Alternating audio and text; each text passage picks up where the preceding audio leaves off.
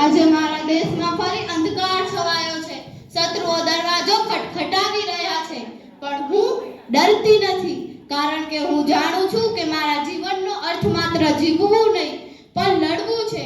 તેઓ કહે છે કે એક સ્ત્રી રાજ્ય કેવી રીતે બચાવી શકે, પણ હું તેમને કહું છું, જો એક સ્ત્રી ગર્ભ ધારણ કરી શકે તો યુદ્ધ પણ ધારણ કરી શકે.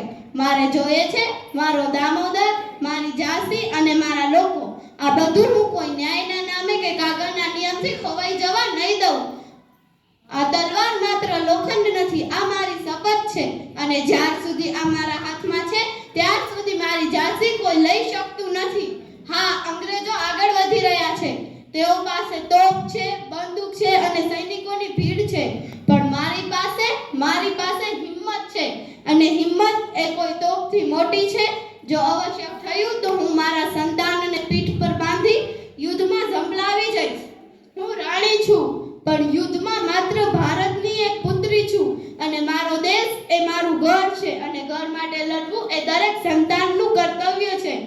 જો આજે મારી આ તલવાર ખસી જશે તો તેને તમે કોઈ એક ઉઠાવી લેજો. યાદ રાખજો, લક્ષ્મીબાઈ માત્ર નામ નથી, તે તો એક અગ્નિ છે જે ક્યારેય મરે નહીં. હું મારા દેશની આઝાદી માટે છેલ્લા શ્વાસ સુધી લડીશ. હું મારી ઝાંસી નહીં દઉં ને નહીં જ દઉં. ભારત માતા કી જય.